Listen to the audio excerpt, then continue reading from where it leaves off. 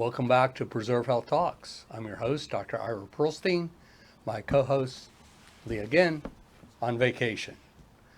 This morning, we're privileged to have as our guest, once again, Dr. Luis Velazquez, local Treasure Coast psychiatrist from Massachusetts, all over the United States. Perhaps you've seen him on our recent episode.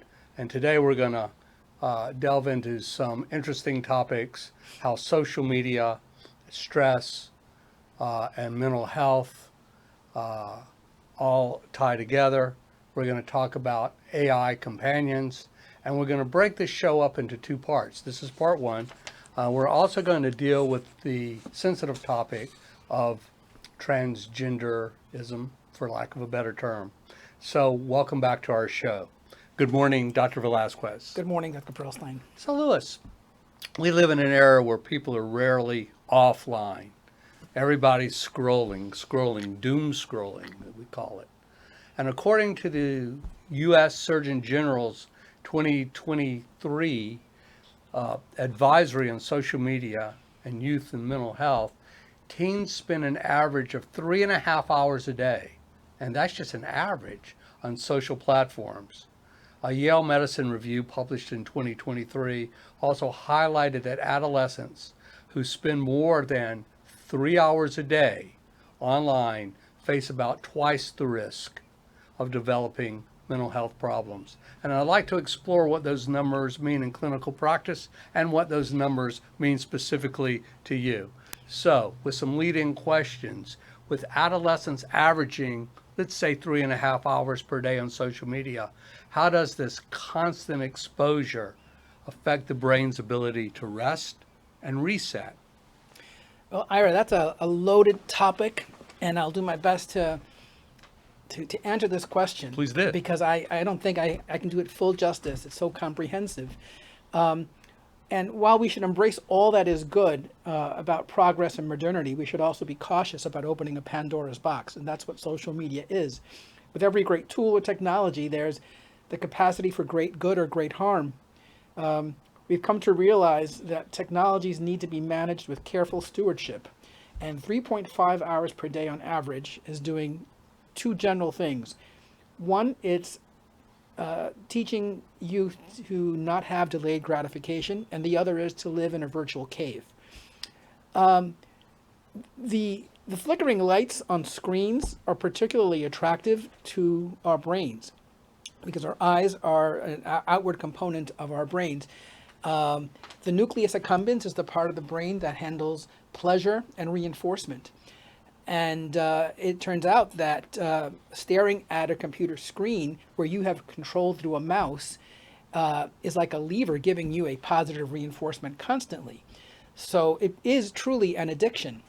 And it's a little bit dystopian in that most of the world is now addicted to this, and it's a vehicle, and it matters what you put in the vehicle, and it matters how you program the algorithms, the AI that manage this vehicle. Another way of looking at our online presence as a civilization even is to consider what 19th century social theoretician Emil Durkheim called the collective unconscious. That though we are a species that evolved to function as hunter-gatherers and small groups, and we did okay like that, to function in anything greater than a small group, we needed to have some common purpose. So he extended the definition of humanity to something called homo duplex, the sacred and the profane. And the profane is our day-to-day lives, how we try to make sure we're fed, we reproduce, we care for our kin. But to have any survivability in a greater social model, be it a city-state or a society of any kind, we need to have a belief in a greater purpose. And that greater purpose can manifest itself as a religion or as a belief system or even as a political system, but it's something that holds people together. And the internet, it turns out, is an excellent vehicle of transmitting such a system. And it's been very successful at putting people in a situation where they'll put the needs of their hive ahead of the needs of themselves or their family. So youth are constantly ingesting values that may not concur with their parents' values. Well, one thing that bothers me about social media is the fact that on social media, you're assumed to be perfect. And people have to be beautiful. People have to be financially successful. People have to have the best of the best. We are, for lack of a better word, influenced by social media influencers. And there's an old saying that comparison destroys joy. So when you compare yourself to others, it makes you not satisfied with your portion in life, and you tend to strive for things that are sometimes out of reach, and you tend to lose the joy in life. Right. The dysfunctional, yeah. the dysfunctional collective consciousness is telling you that. In truth, we all have to love ourselves in the package we come in. And that should be a basic lesson of any parent to a child, that you do the best you can in life and you love yourself as you are, because you can't be what you're not. You can't be, 6'4" if you're short, right? And you can't be an NBA star if you're 5'4". That's just life. You have to learn how to find meaning in life as best you can. And the fantasy life that youth are being taught to embrace is very toxic. It's they're learning to live through avatars. These fake identities that they put on when they're online, that they identify with, sometimes even more than their own lives. They come to loathe themselves because they can't live up to their avatar. Or following online influencers, some of which are very, very toxic and dysfunctional. How do we as parents compete with that? If they're spending 3.5 hours a day online, are you spending 3.5 hours a day with your child, engaging in meaningful conversation and transmitting your values and your strategies for success in life? Because we're losing the conversation if we're not in there, in the fray. So if we're not in there in the fray, we need to be making sure that the online, whatever, hive, collective consciousness is not having more influence than we are at home. Otherwise, we've lost the fight. So we've traded family dinners for social media. Oh my, absolutely. Yeah. That's one of my biggest suggestions to my patient families, is that there should be no cell phones during dinner or breakfast. That's family time. There aren't many times a day when you can sit collectively and be family and laugh or tell jokes. So why do you think adolescents are more vulnerable than adults?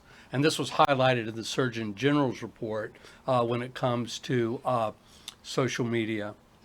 Adolescence is the point in development when an individual is separating, individuating.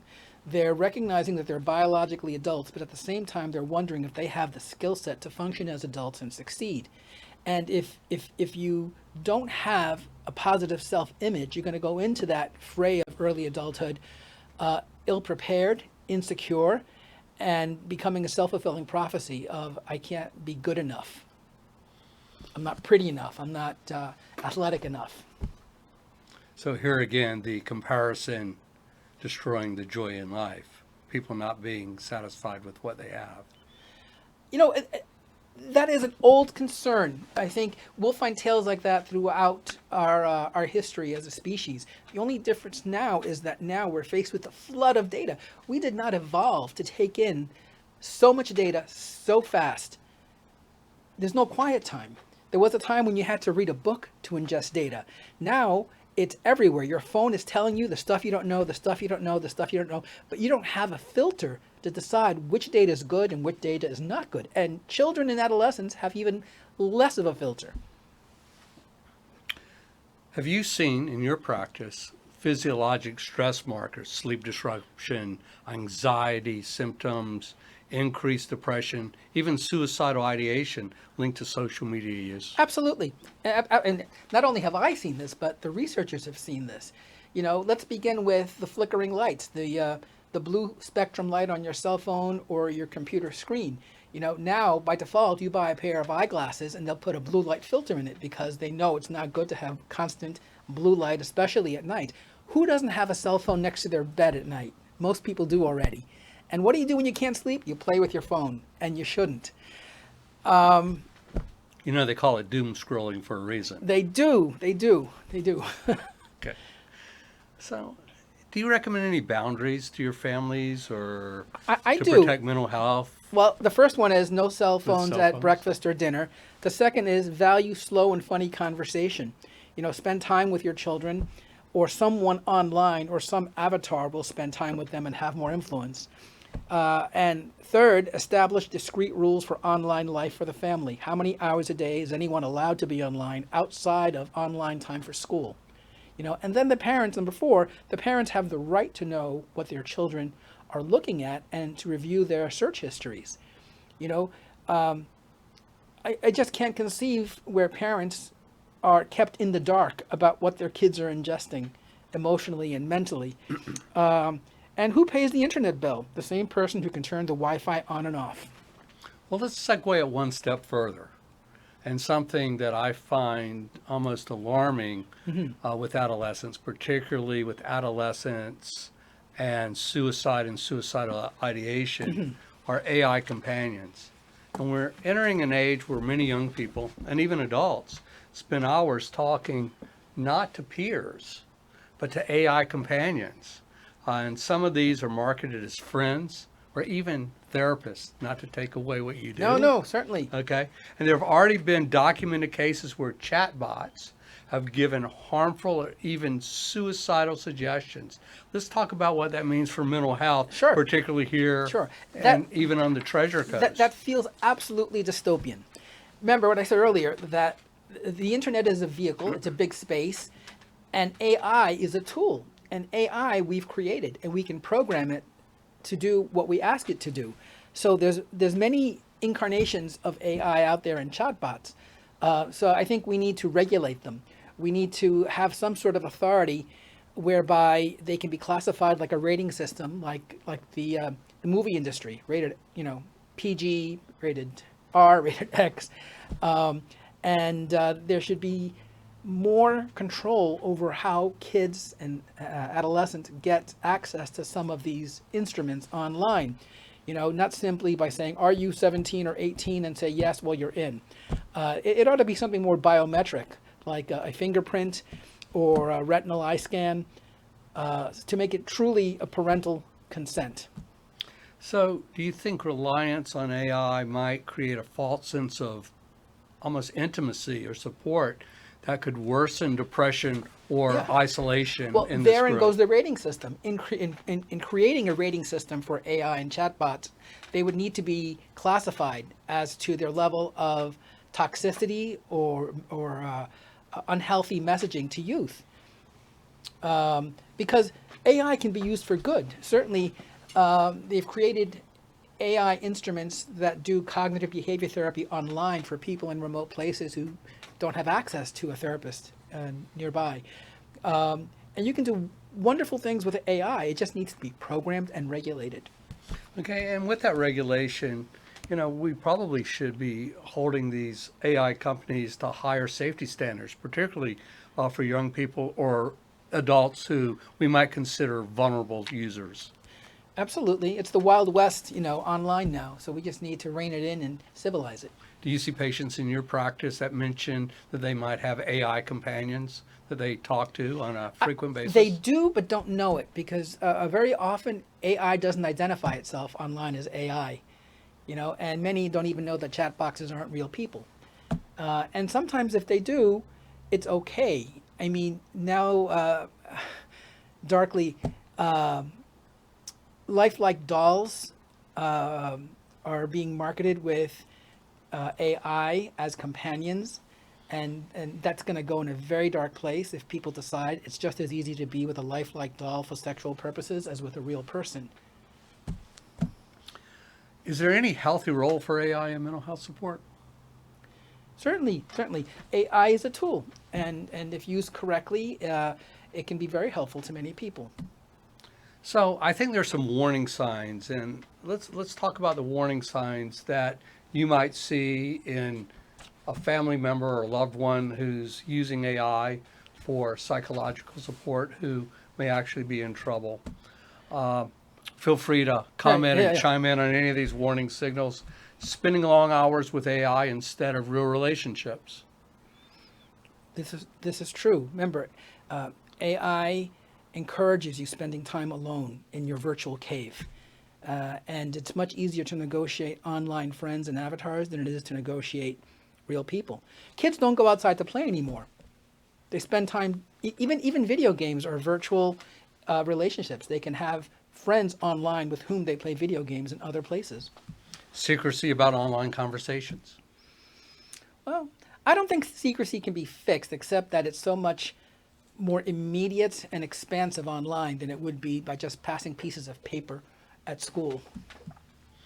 Echoing unusual phrases from AI conversations or interactions. All of a sudden your child is using language they haven't used before. Certain quotes that are probably coming from some artificial intelligence companion. I think that's a pretty good warning sign. Yeah. That reminds me of in one of the Star Trek incarnations, something called the Borg. How individuality gets subsumed into some collective identity and you lose your individual control and purpose. Withdrawal from friends and family. Unavoidable. And any mention of self-harm or suicidal ideation is a huge warning sign. Absolutely is, and I think never before in our history have we had such a problem with adolescent depression and suicidal tendencies. And I believe, as do many researchers, that this is the direct result of online life. This has been studied, and I think it's well accepted at this point. So the bottom line is caution, watch it, limit the time in front of a screen to less than 3 hours a day. I mean, sometimes I've seen people in my practice who are constantly online, 6-8 hours a day. Well, let me give you some numbers here. In a book called The Anxious Generation by Jonathan Haidt, in which he looks at epidemiological studies. And from 2004 to 2020, the rate of anxiety in teenage girls went up 145%, from 13% to 29%. That's a lot. That's phenomenal. In teenage boys, it went up 161%. And then among college students from 2008 to 2018, there's a 134% increase in anxiety and a 106% increase in depression. And those dates concur with the explosion of the internet, and then in 2012 with the general access of cell phones. So that's an epidemic. So if it's not in the water, it's on the internet. So like we're doing now, face-to-face conversation is the best. I would agree with that. I would agree with that too. We've just kind of touched on this topic today, but it's a topic we may want to explore again in the future. This has been another episode of Preserve Health Talks. We look forward to seeing you back with Dr. Velazquez on our very next episode. Thank you.